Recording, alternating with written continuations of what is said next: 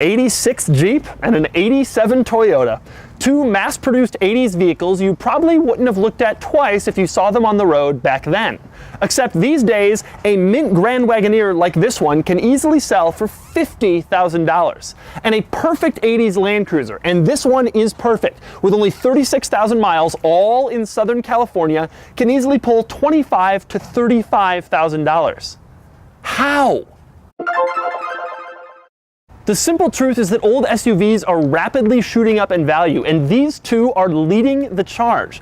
Right now, I'm going to show you around these two pristine examples of a Land Cruiser and a Grand Wagoneer so that you can start to understand why old SUVs are becoming so desirable. I think part of the reason people like these old SUVs so much is that they're totally back to basics without being so old school that you get rained on when you drive down the street like an old military Jeep. Essentially, these are the SUV in its purest form, except they're still somewhat modern. To show you what I mean, I'm going to start with the Land Cruiser. I've always felt the best example of how basic the FJ60 Land Cruiser is found in its horn buttons. Bear with me, this will make sense. On one side of the steering wheel, you have a regular horn button. On the other side, you have the same button except it's flipped over, so now the horn is upside down. On the bottom of the steering wheel, same button again, and now the horn is pointing towards the sky.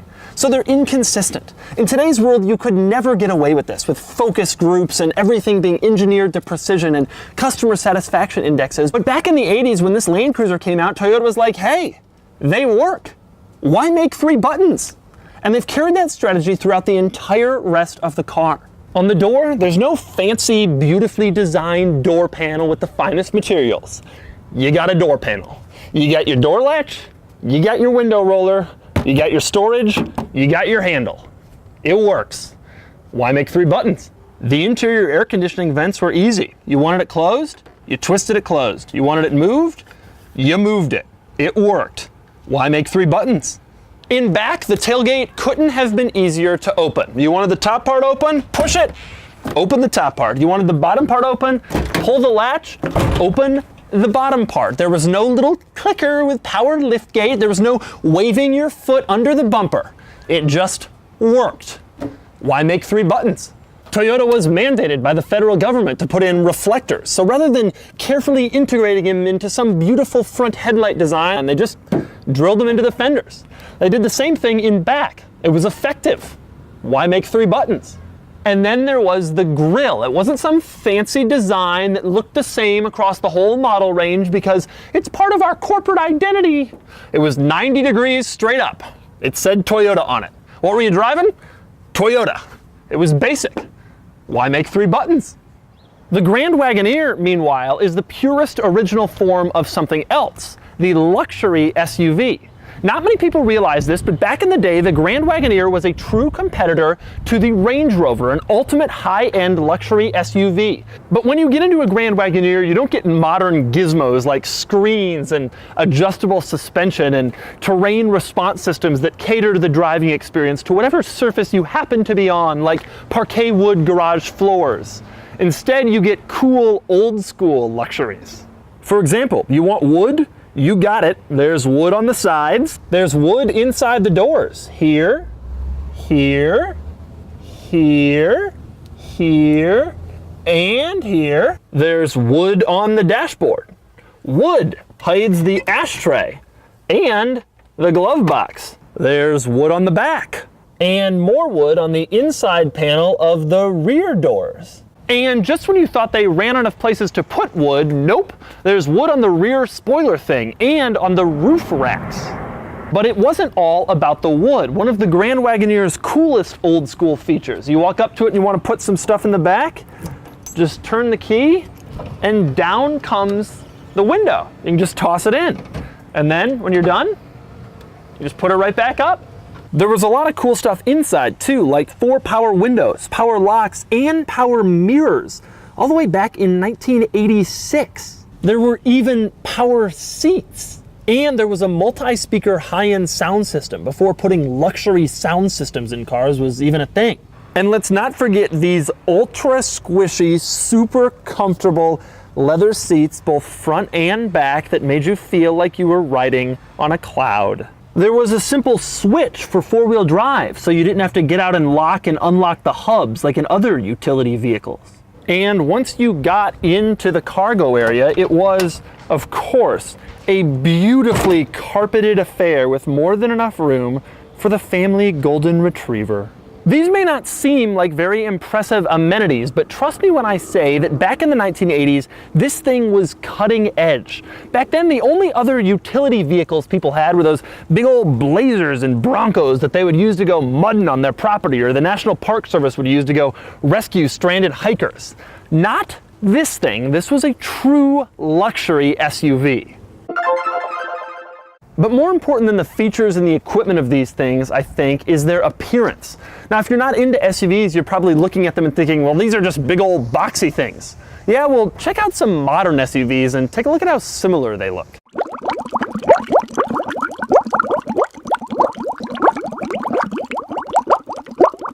Now, look again at these. Do you see how different they look? The Land Cruiser doesn't have any soft, windswept curves designed to evoke a beach, or whatever crap designers say. They weren't trying to evoke anything. They were trying to make a capable, practical vehicle. And then there's the Grand Wagoneer. In today's world, a luxury SUV means lots of LED lighting and 22-inch wheels and a giant grille and enough horsepower to propel the Latvian Navy. That wasn't the case with the Grand Wagoneer. It has all the look of a luxury SUV, but none of the in-your-face. And you can't tell me these wood panels aren't really cool. And then there's the obvious reason why these SUVs have become so desirable. Because of the way they drive. All right, I decided to drive the Jeep first because unlike the Land Cruiser, I've never actually driven one of these, and I've always wanted to know what it was like. Oh, it's smooth. So smooth. The engine is like so smooth. The acceleration is so incredibly smooth. The braking too. I feel like I'm in a luxury car. Oh, the steering feel is so bad. You can just turn the steering wheel wherever you want. I love it. It's so mushy. It honestly drives like an old Rolls Royce or something like that. You don't feel that much, and it's so quiet. And you can turn the wheel like 10 inches in any direction and nothing happens. I just love the steering. The steering is so vague and so mushy, and that's exactly what I want for my Grand Wagoneer. There is no sense of urgency in this vehicle. There is simply a sense of joy and relaxation that modern SUVs don't tend to have. The seats are so comfortable. They're not firm at all. This is old school seating. Back when you could get you sit down, the thing would collapse about 2 inches and let your butt really get nice and in there. Fully on the throttle now. I mean, it makes a lot of noise. These SUVs are just from a completely different era, and it's an era we're starting to appreciate. In today's world of modern crossovers that have to do so many things, there's something nice about you don't have to think about XM and navigation systems and forward collision warning. It's just like, yep, what you see is what you get. I mean, that guy's got his Forester. He can do things so much better than I can, but he's got a Forester. This was the last bastion of true 50s Americana trying to hang on, this car. You pack a lunch and you go out for a Sunday drive. That was this car. And when this car ended and became the Grand Cherokee, it was almost a symbol of the end of an era. Suddenly the mass-produced everyman SUV had come out, and the old school station wagon-y feels like an occasion car, that was done. All right, I'm taking out the Land Cruiser. 37,463 original miles. It drives like a time capsule too. I mean, it still feels new, but it's still an old Land Cruiser and an old SUV. And so it's kind of bumpy, but it's just so much fun. I have this king of the road driving feel in this thing. Now this is a 4-speed manual, and the tach goes up to 4,500 and 4,000 is redline. That's all you get. The visibility is unreal in a car like this, because not only were you really high up, but in addition, you also didn't have all this crash stuff, this crash protection and airbags and all this side impact stuff. You can just see everything. It bumps around, and it's not a good ride, But that's kind of the fun of it. You're like, yeah, I'm in an old school truck. The new Land Cruiser is a tremendous car, but you know, I drove one the other day. It has crawl control. You get stuck in sand, it will guide itself out. This thing, there was no guiding itself anywhere. You did everything. There's a choke, but there's something about that that puts a smile on your face. You feel like you're driving an old farm tractor and you love it. All right, I'm flooring it.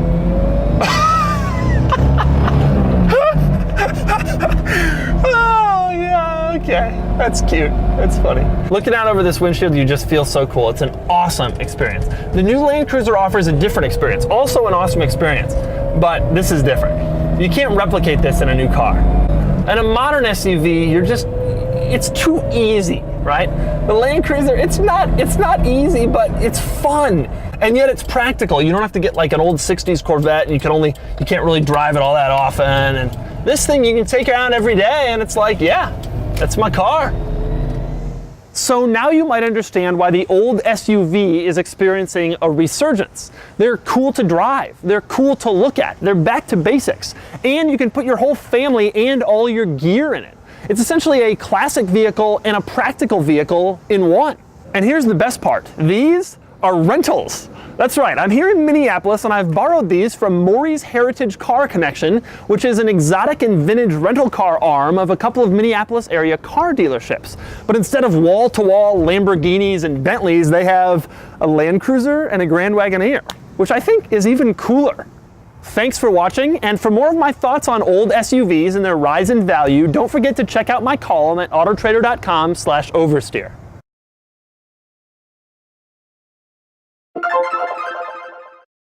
Not so with the Grand Wagoneer. It has all the look of a luxury. There goes an Aventador.